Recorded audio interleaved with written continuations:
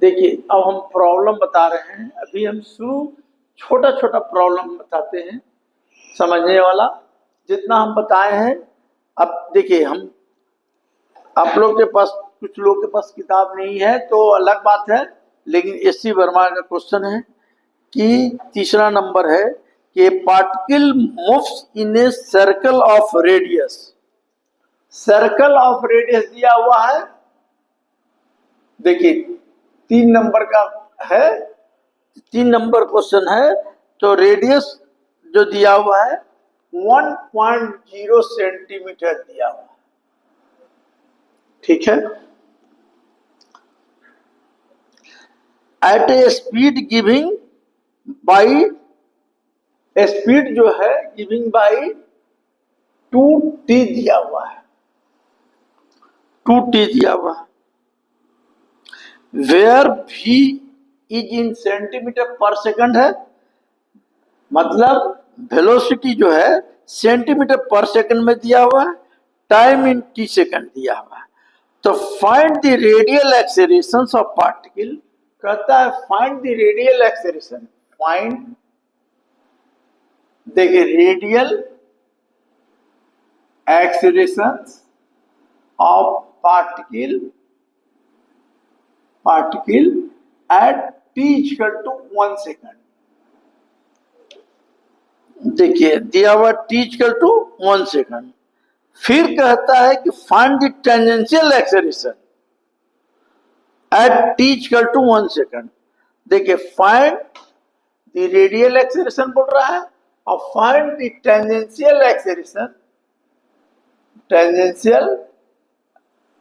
Acceleration, of particle at t equal to 1 second.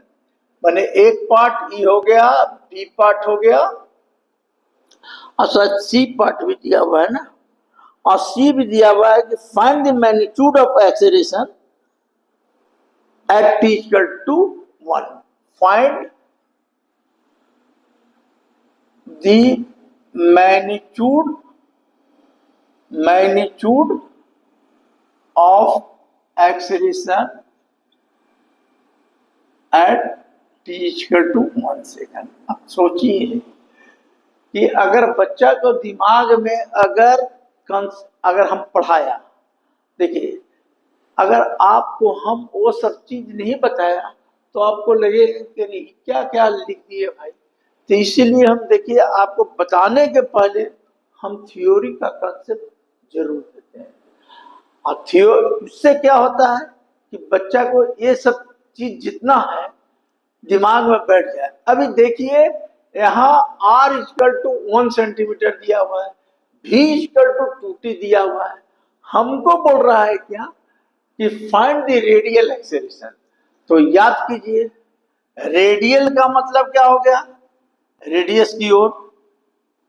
इसको क्या बोलते हैं, रेडियल एक्सेलरेशन। तो रेडियल एक्सेलरेशन का फॉर्मूला क्या होता है भाई, F बराबर होता है v स्क्वायर बाई r। तो v कितना दिया हुआ है, तो v जो दिया हुआ है, v मेरा दिया हुआ है 2t, लेकिन t इक्वल टू 1 सेकंड पर निकालने का रहा है, तो यहां बैठा दीजिए 2 इंटू 1, तो यहां क्या हो गया 2 का होल स्क्वायर, और r कितना है 1, यानी कितना हो गया 4। क्या लिखेंगे unit, centimetre per second square. किस यूनिट में रहेगा वही में लिख दीजिएगा, तो मेरा रेडियल एक्सेलरेशन निकल गया। अब याद कीजिए इधर का एक्सेलरेशन हम बताए थे आपको Fr, इधर जो लीनियर वेलोसिटी लगता था तो इसका एक्सेलरेशन निकाले थे Ft, याद है ना। तो ये सब चीज हम अभी भी बताए हैं। तो Ft का मतलब हो गया टेंजेंशियल एक्सेलरेशन। तो टेंजेंशियल एक्सेलरेशन निकालना है तो v बराबर क्या दिया हुआ है 2t, तो इसको डिफरेंशिएट कर दीजिए 2 और t का 1, तो कितना हो गया 2, तो e क्या हो गया dv बाई dt क्या होता है एक्सेलरेशन, तो e हो गया टेंजेंशियल एक्सेलरेशन। तो टेंजेंशियल एक्सेलरेशन कितना आ गया, कितना आ गया 2, क्योंकि देखिए तो मेरा टेंजेंशियल एक्सेलरेशन 2 आ गया, यानी इस ऐसा देखिए यहां पर बनाते हैं, यहां पर हो गया रेडियल एक्सेलरेशन एफ आर और एक हो गया टेंजेंशियल एक्सेलरेशन। अब कह रहा है क्या कि find the magnitude of acceleration निकालिए। तो एक पॉइंट पर दो एक्सेलरेशन काम किया, इस पॉइंट पर दो, एक रेडियल एक टेंजेंशियल, तो इसका रिजल्टेंट कहां से जाएगा, यहां से जाएगा। तो रिजल्टेंट जब यहां से जाएगा तो रिजल्टेंट का फॉर्मूला हम बहुत बताए हैं, root under F T plus F R square plus 2ft F R, ये दोनों के बीच एंगल cos 90 डिग्री, इसलिए उसका वाला लिखने का ही नहीं, क्यों लेके चले। तो मेरा हो जाएगा यहाँ पर कितना, रूट अंडर 4 का स्क्वायर प्लस 2 का स्क्वायर, ये कितना हो जाएगा 16 4 20, 20 को क्या लिखते हैं 2√5, तो इतना लिख दीजिए। अब इतना आना चाहिए, है कि नहीं, इतना देखिए तीसरा का इतना है कि नहीं, तो है। तो ये चीज आपको समझ में आ गया।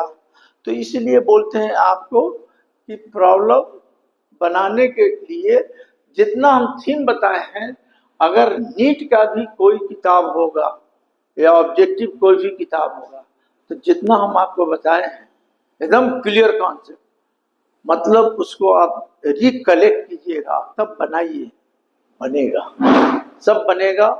और परीक्षा में इससे ज्यादा नहीं कुछ आता है, ये आप पर निर्भर करता है कि आप कैसे पढ़ते हैं और देखते हैं कि क्या परीक्षा देते हैं। तो देखिए अब हम क्या बोले, बोलना बेकार है, ये सब हम बोलना नहीं चाहते हैं, लेकिन हम जानते हैं कि कमी कहाँ है।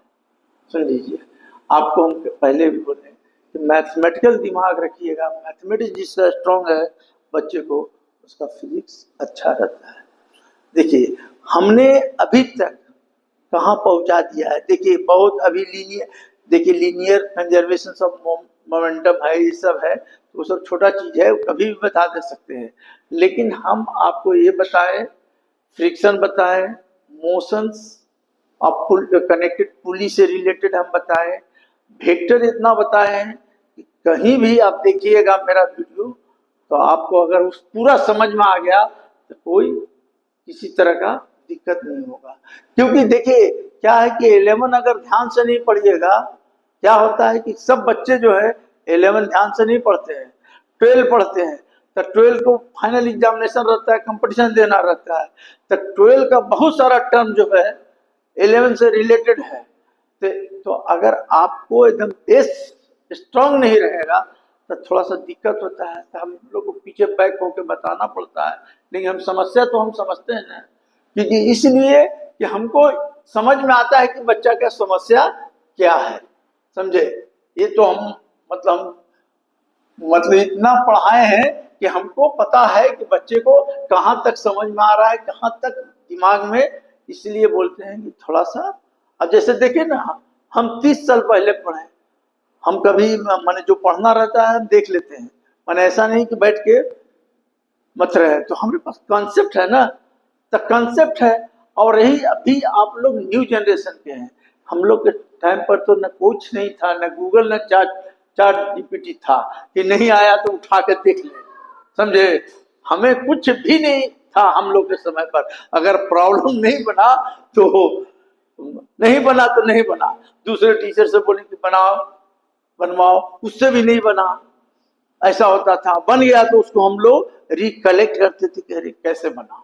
तो ये सब तो आपको झमेला नहीं है ना, है आप उलट के देख लेने का, गूगल से पूछ लेने का, हो गया, है ना। तो इस सब समस्या से दूर रहिए, मन हमेशा पेन पेपर लेके कॉपी प्रैक्टिस कीजिए। अब देखिए दूसरा प्रॉब्लम बताते हैं एक और,